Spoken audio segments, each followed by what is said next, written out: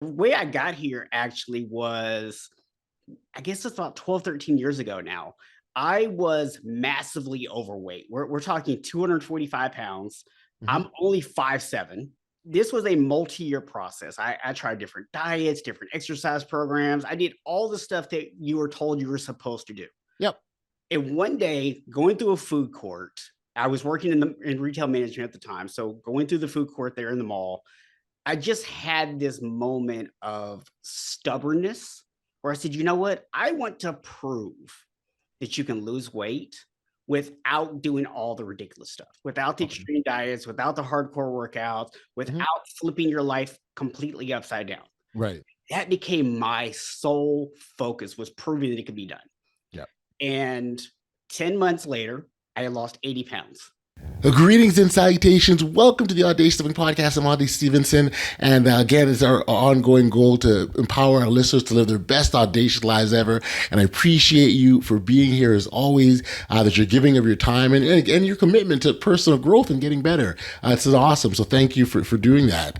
We talk about creating unshakable habits. And it's like building a solid foundation to a house. Just as each brick contributes to the stability of the overall structure, every positive habit that we instill in our lives strengthens our core and supports overall growth.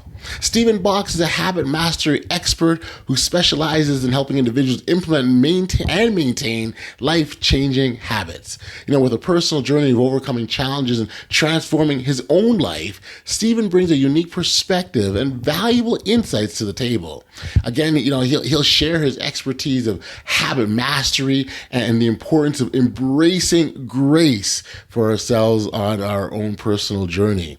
His pathway of overcoming weight struggles to becoming a successful habit coach definitely resonates with this episode's theme of resilience and growth, and really, really happy to have him here. So without any further delay, here is Stephen Box.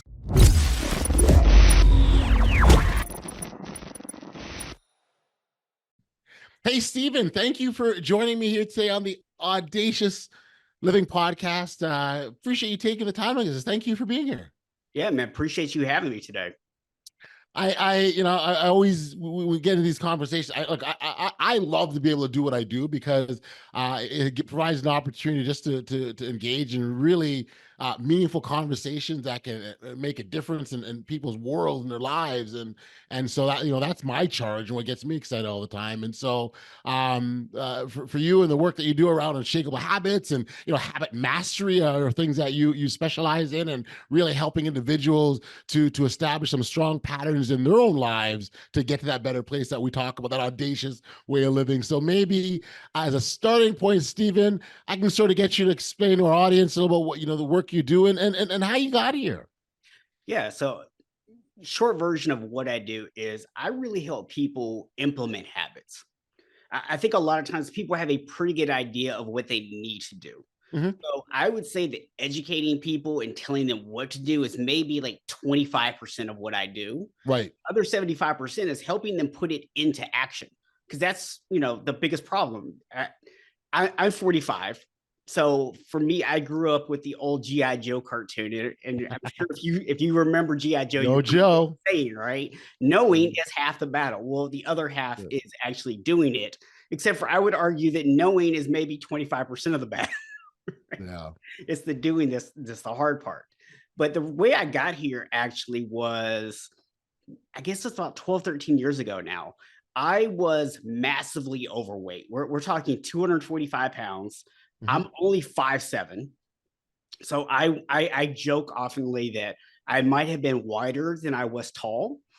And it's one of those things where at some point I realized, like, I'm not getting any taller, so I gotta shrink down.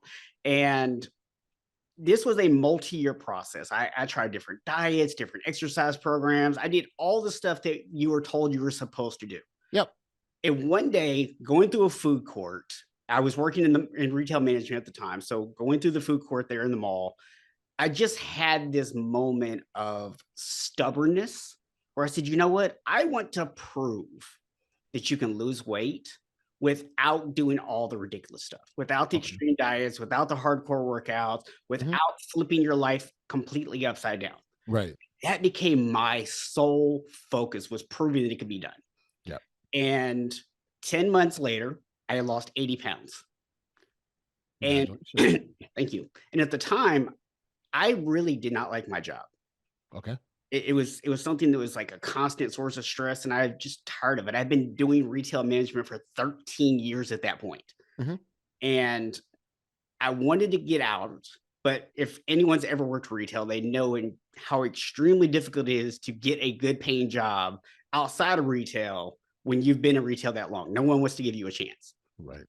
And so after losing all this weight, I started developing this passion for health and fitness. And the one thing about my job I still loved was coaching people.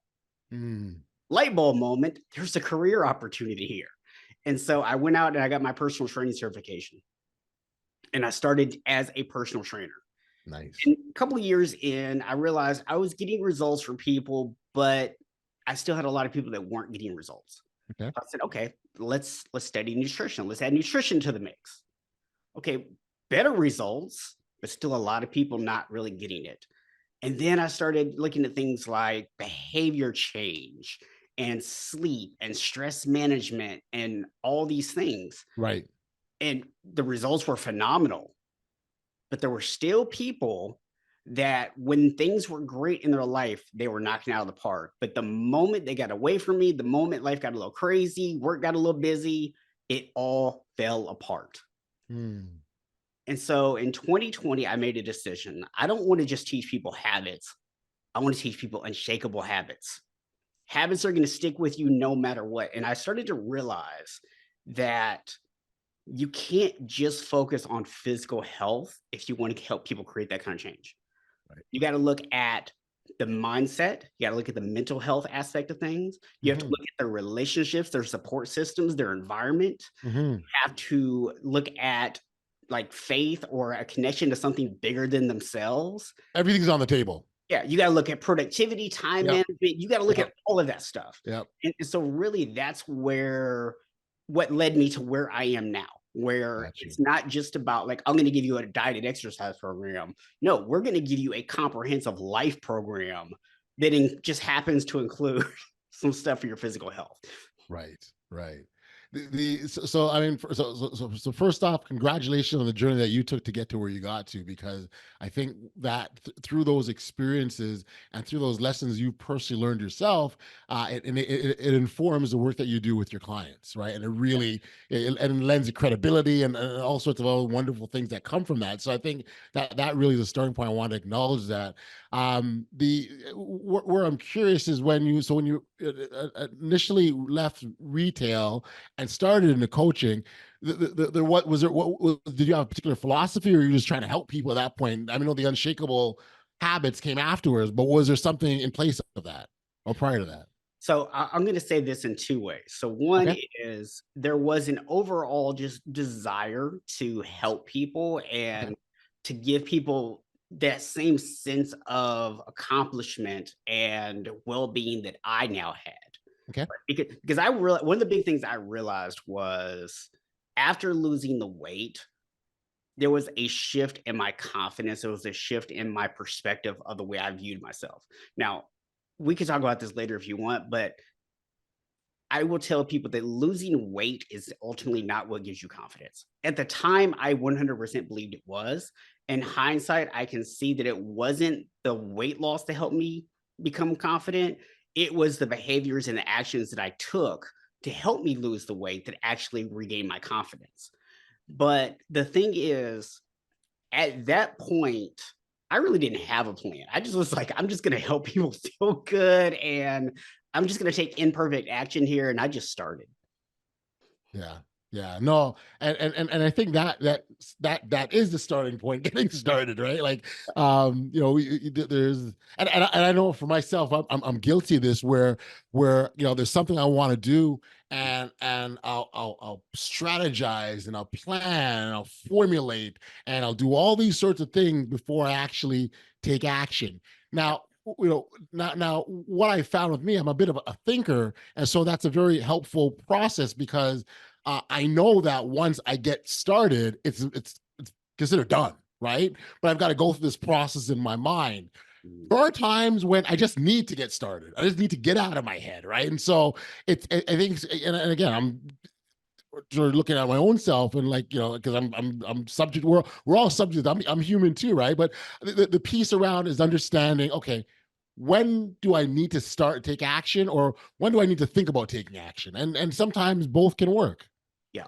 Yeah, I think honestly, it's a thing where you have to find balance. And Hmm. that's a big part of my philosophy is I'm all about balance. A lot of people like to live on the extremes of one way Yep. or the other because it's polarizing and it gets people's attention. I like to live in the middle because Hmm. I always believe there's the most benefit there. So, for example, if you're someone who tends to overthink, well, the solution for you is very simple. It's not that you need to stop planning. It's not that you need to stop preparing. It's that you need to understand what level of preparation you need to actually get started. Right. And if you're someone who just says, you know what, I'm just going to start and figure it out and fly by the seat of my pants, you got to figure out what level of pre planning would have benefited you so you didn't make so many mistakes in the beginning. Right. So it's how do we find that common ground? Where do we find that middle at? Right. Yeah. Yep. And that balance piece is so important because I think that really sets you up. Like I guess the way I think about it, in a toolbox you got different tools, and sometimes you might need the hammer versus a saw or the wrench versus the pliers.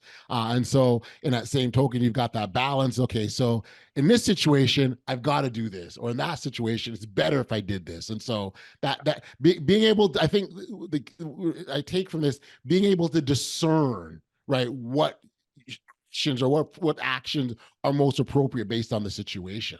Yeah, and I will share with you, man, that my secret thing that I tell my clients is this. Mhm. At the end of the day, the question you always need to ask yourself is this something I can 100% know beforehand, or can I only 100% know this once I put it into action? And if you can't 100% know what the outcome is going to be before you start, it's not something to worry about before you start. Got you. Got you. Tell me the distinction or the difference between uh, unshakable habits and just regular habits. So, a regular habit is just something that you do. A lot of us rely strictly on willpower to Okay. develop those habits, right? This is where the idea of like it takes 7 days or 28 days or 30 days or 90 days or whatever, which the fact that there's so many different numbers that people throw out for how many days it takes to establish a habit should tell you that it doesn't work, right? Well, what it tells me is that we're all different. Like, and right, and some might need the 10, some might need the 90. So, and anything in between that. So there's no wrong answer, really.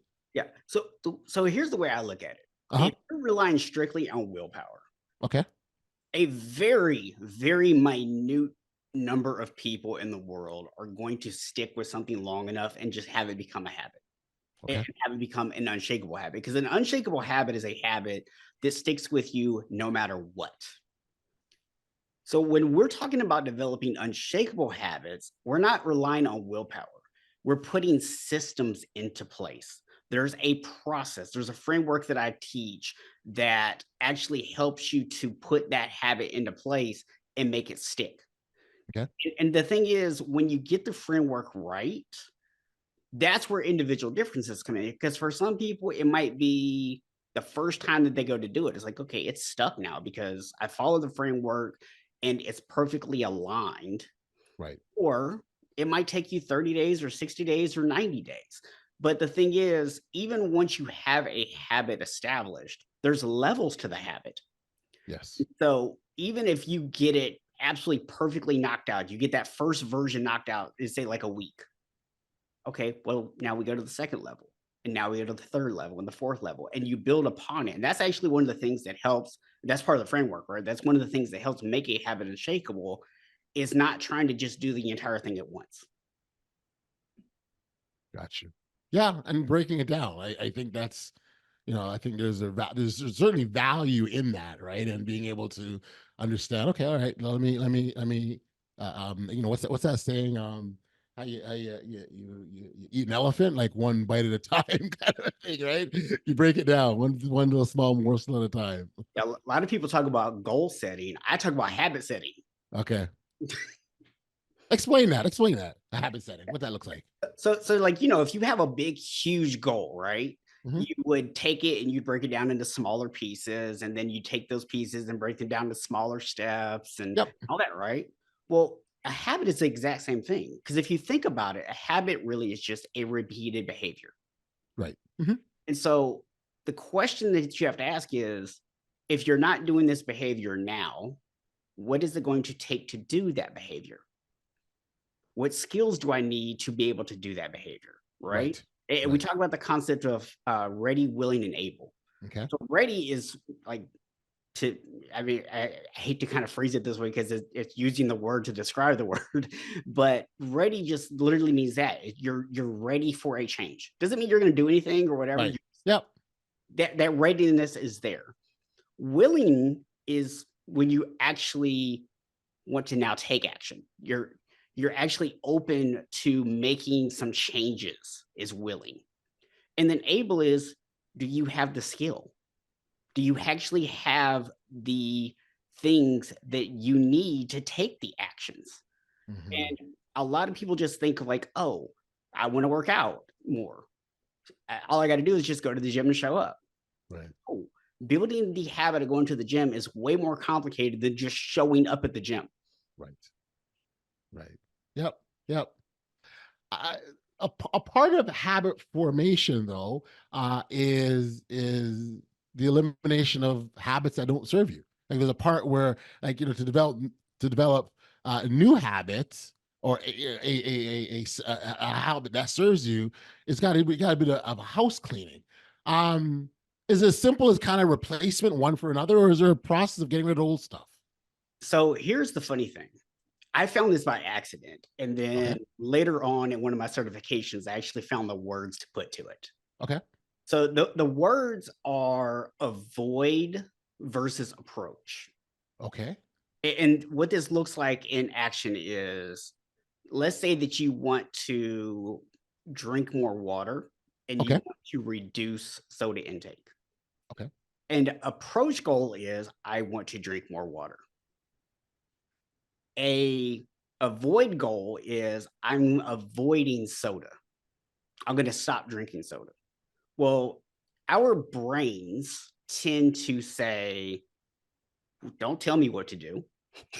Right? I'm not gonna, don't tell me I can't have soda. We're gonna drink soda now, right? Like, Oh yeah. so so when we set those type of goals, we are essentially sabotaging ourselves. Ah. But if I set an approach goal to drink more water Right. and I give myself the systems to drink more water, well, what's going to happen is a natural result of me drinking water more. Right. I'm probably just going to drink less soda Right. without Right. having to stop drinking soda. And I discovered that on my own when I made that decision of, I'm going to prove that I can lose weight without doing all the stuff people said. I lost my first 40 pounds still eating fast food 2 times a day, 5 days a week. Right. But I was making smarter choices. And so just by virtue of making smarter choices, going from like a double cheeseburger to a regular cheeseburger or Right. eating a Right. grilled chicken sandwich, right? Right. I never had to tell myself, stop eating fast food. Right. And by the time I got through my 80 pounds, there was a point I actually didn't eat out at all, like no restaurants, no fast food or anything for Mm-hmm. maybe like 6, 7 months. And it wasn't even a conscious decision. I never had a taste for it. Right. Right. And it just happened naturally as a result of, as I got healthier and healthier, I went from making those reductions in fast food to, you know what, I could probably make a better version of this at home.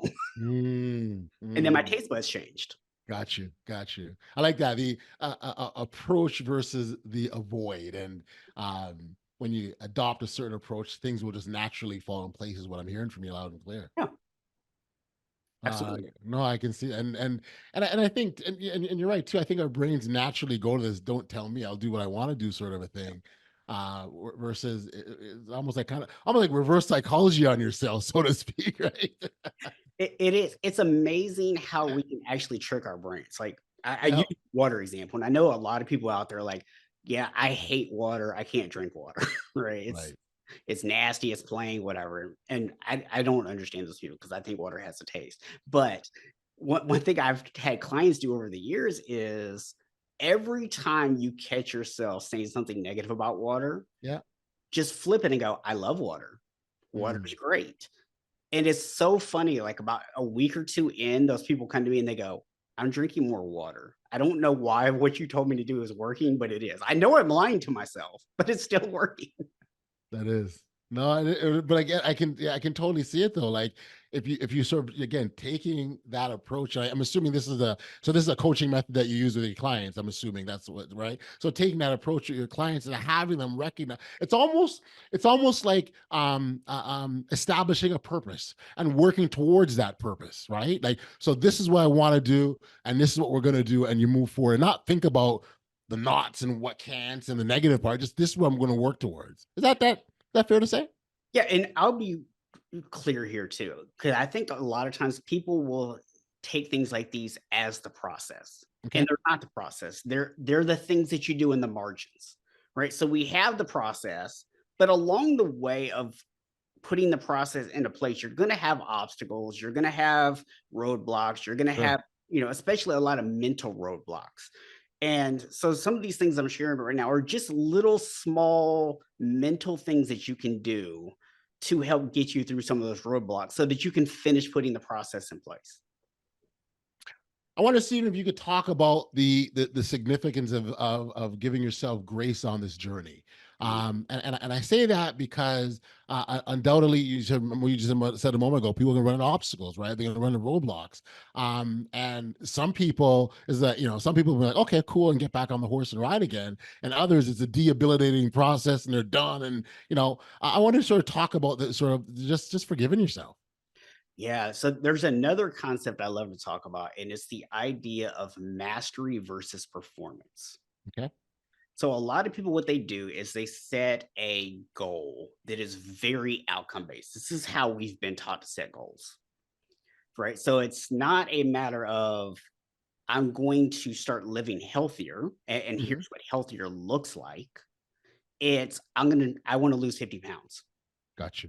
and I want to lose it in like 3 months or whatever, right? Which is kind of ridiculous. But people will set these kind of goals.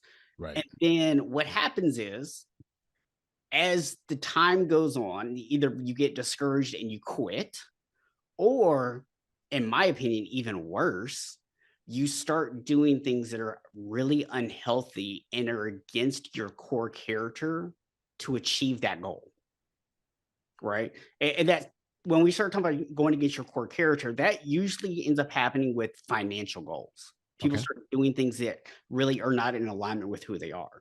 And that's why all my clients, when we sit down, the very first thing we do is a 90-minute kickoff call Okay. where we deep dive into really understanding your values, your priorities, understand what's important to you, and we align everything we're going to do to those because that's what's going to help you stay focused on the behaviors or the mastery of the Mhm. process versus getting caught up on the outcome. We're going to Right. try, we're going to understand that we have very little control over the outcome. Mhm. And there's a very simple exercise that I can give people if you really want to understand how important it is to forgive yourself and to give yourself grace is this. Write down on a piece of paper, put some little spears, right? So like you're gonna have like a circle, then another circle, then another Yep. circle, then another circle. Mhm. And on the very inner circle, you're gonna write things that you have complete control over. On the next circle out, you're gonna write things that you have a little bit of control over. And on the outside circle, you're gonna put things that you have absolutely zero control over. Okay. And you're going to be shocked when you really start to look at it, how small that inner circle actually is and how little stuff you actually have complete control over. Right. Because you might say, I want to lose 50 pounds, but your body might say, no, we're only going to lose 45. Are you going to allow that 5 pounds to really make you unhappy? Right. So Right. that's the thing is like we have to build grace into it. And to be clear with people, having grace and having self-compassion does not mean letting yourself off the hook. It does Right. not mean not holding yourself accountable. It Yes. doesn't mean Yes. giving yourself permission to just be lazy. Mm. What it means is understanding that you do not have full control over everything Hmm. and being proud of controlling what you can control. Right. And if you're not controlling what you can control, hold yourself accountable to controlling those things. It's interesting because I just think that the more so if we so if we get in this cycle of beating ourselves up because we had that extra whatever that we didn't want to have on that particular day, um we're actually making ourselves unhappy. Like Yeah. it's just it's not a great place to be. And again, I think if we can go back to, okay, you know what, I faltered, I missed it, I Mhm. didn't work all that day. Okay. Like that. It's a resilience thing, I guess, is what we're really pointing at, right? Well, let's make this real for people. So let's just say, as an example, that Mhm. you got on today and you did like 5 straight interviews. Okay.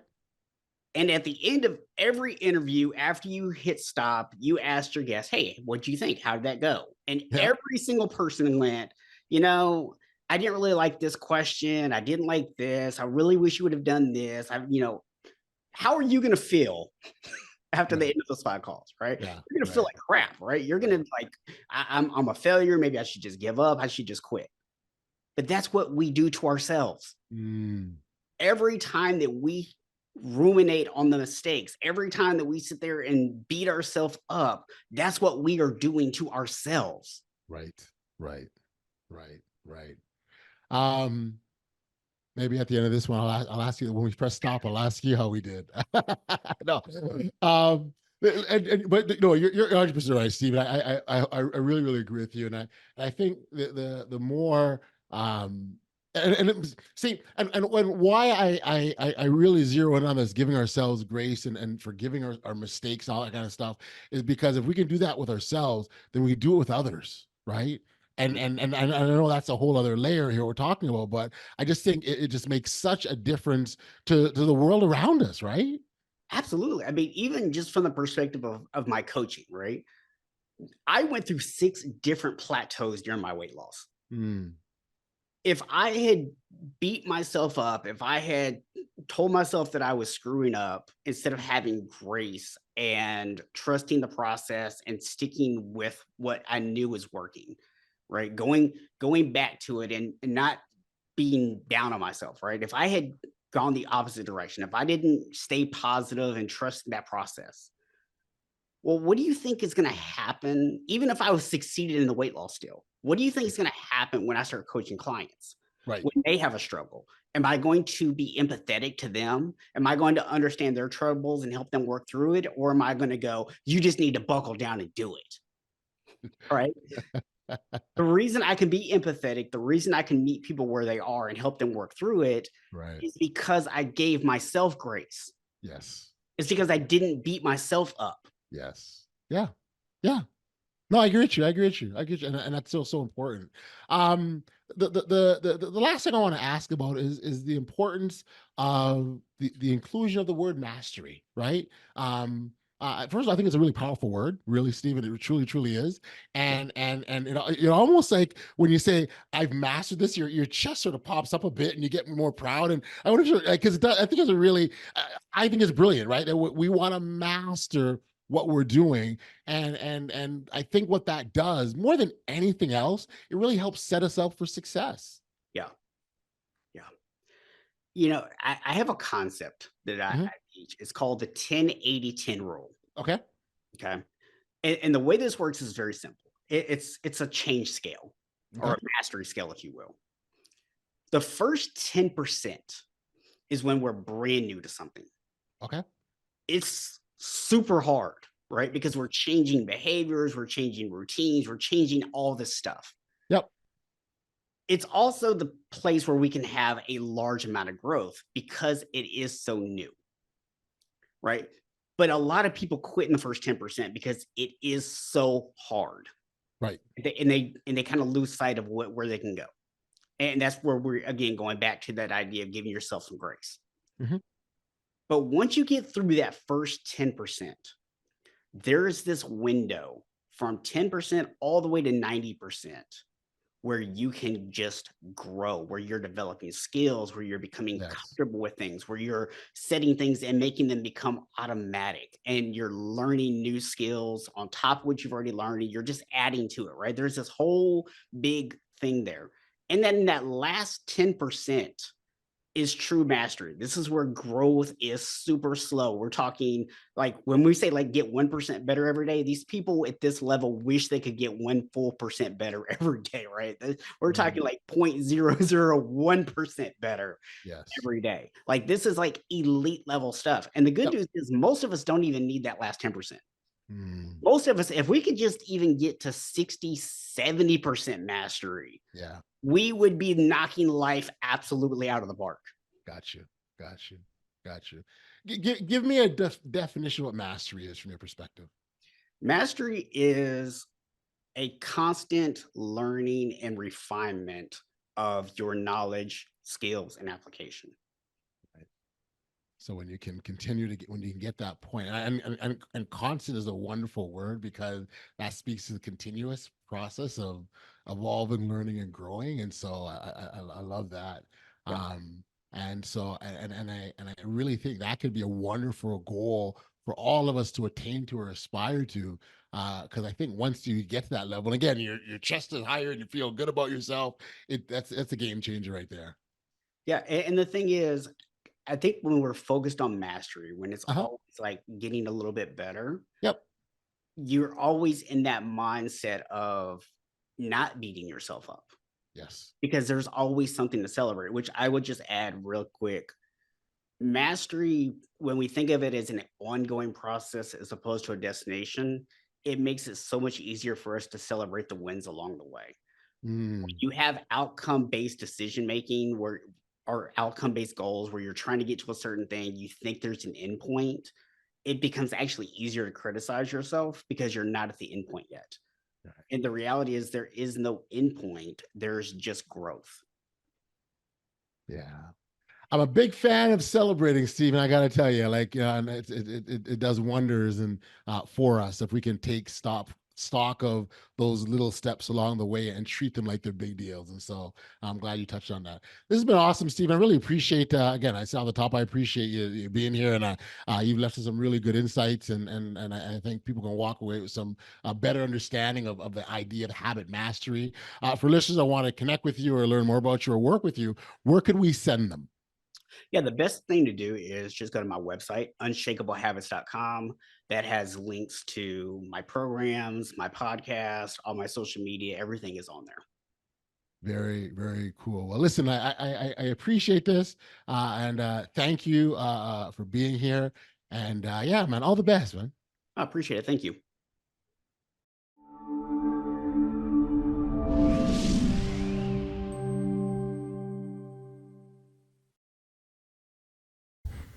Back, we are here on the podcast. You know, the conversation that we had with Stephen highlighted the significance of developing unshakable habits that stick with us through thick and thin. You know, by focusing on the process of mastery rather than fixating on outcomes, we can navigate obstacles with resilience and embrace self-compassion along the way. And that's so important. To learn more about Stephen's work and connect with him directly, certainly check out the show notes below. We've got his contacts there as well as additional resources. You know, Stephen is kind enough to offer personalized habit coaching programs to anyone that's interested, and is really designed to help individuals establishing lasting habits and achieve their goals. I encourage you to take advantage of his expertise to transform your life and unlock your full potential. Thank you for tuning in to another edition of the Audacious Living Podcast. Again, if you've enjoyed today's episode with Stephen, please like, follow, subscribe, share to help us continue to grow and reach much more listeners who are on their own journey to audacious living. Stay tuned for more empowering conversations and actionable insights to inspire your best life. Until next time, stay safe, be kind, show love to one another, and be audacious. You've been listening to the Audacious Living Podcast, hosted by Audley Stephenson. If you enjoyed what you heard, be sure to like, subscribe, and share. Until next time, be audacious.